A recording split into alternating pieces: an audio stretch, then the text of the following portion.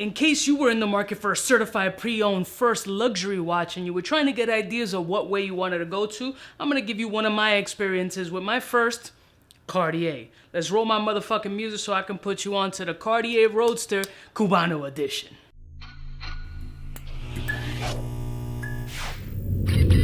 I'm kind of a big deal.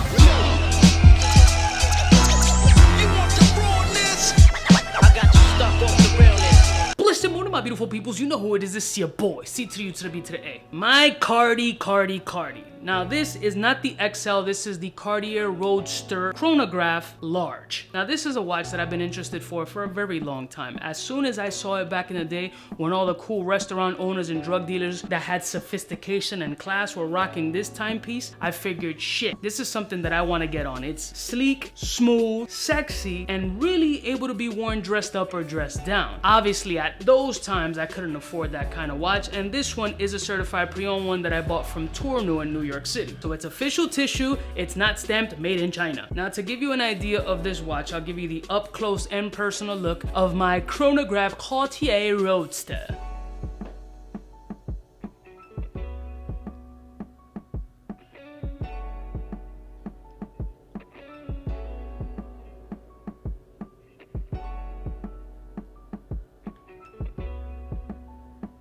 Now, the dope shit about this watch obviously is a chronograph, which means I have no fucking idea what the chronograph means and really doesn't do shit for me. I found this watch at a phenomenal price at that time. I'm not the biggest watch guy. Well, take that back. I love watches. I think it's an essential, like a man's belt. I think a watch is an essential piece that you should have in your wardrobe. And like combining the shoes with the belt with your wristwear, I think it just puts together a nice fucking sexy composition. Like, yo, this dude is a dude with class and he's flexing, but he's not OD on the flex. This one is the Cartier Roadster, again, large, and it comes with these interchangeable straps. And the dopest shit about this watch, I think, other than it being a Cartier Roadster, is that the straps are so easily interchangeable and you can literally change the entire aesthetic and the entire look of the watch depending on what type of outfit that you're going for.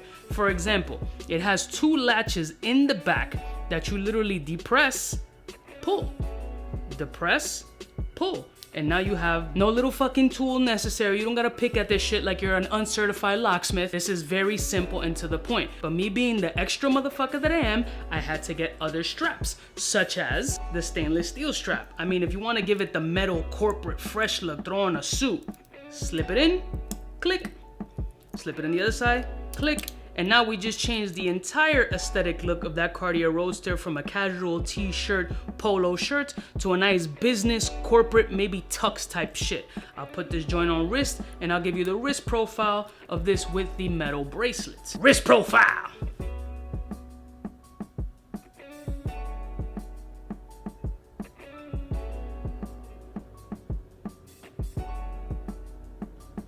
Now with this strap, it's definitely a lot heavier, it's a little bit bulkier, and it's a little beefier. But again, when you're going for that nice metal flex, just that whole beautiful construction and that artistry and that beautiful piece of fucking luxury designer history on your wrist, it gives it a nice fucking presence. But I'm a loud little man thought, so I need something a little bit bright and a little bit standoutish because I like some attention sometimes. So now we're gonna go back to removing this particular strap. Push in, drop, push in, drop, and to one of my favorite straps, which was a little expensive, that blue reptile strap. Look at this shit.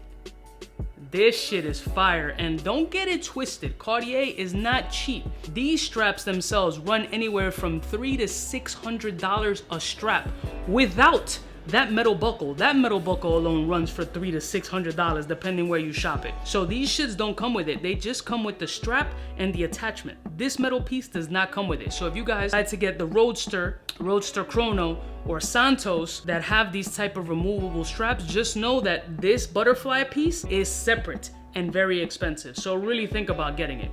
But this, again, changes the whole aesthetic of the watch to something a little bit louder and more flamboyant like your boy.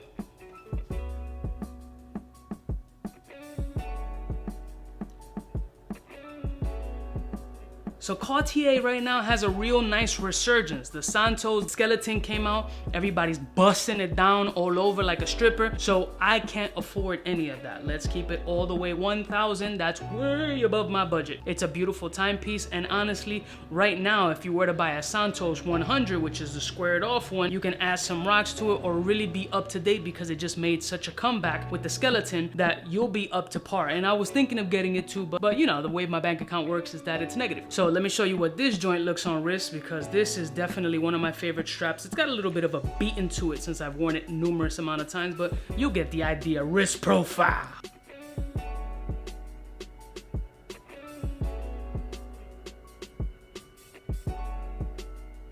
It just gives it a nice pop of color, a little element of swag, you know, switch it up a little bit. If you're wearing some bright Louis Vuitton loafers or some shit, and you just come out with the matching, just crazy cross-brand flexing, whatever you want to call it. So personally, I think a Cartier Roadster is a phenomenal deal.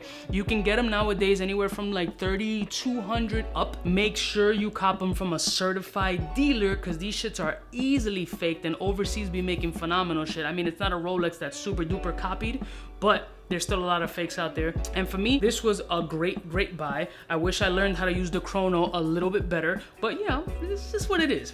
I love y'all motherfuckers from the heart. Just showing you a little bit of my Cartier Roadster. If maybe somebody was interested in the Cartier Roadster and want to see, this is in no way, shape, or form a fucking flex. This is a pre-owned watch. There's nothing here to flex about. I work fucking hard for my shit, and you know, I'm glad to share it with all y'all motherfuckers, because y'all rock with me and I rock with y'all. I'll see y'all bitches next time. You know who it is? Biggest in the game.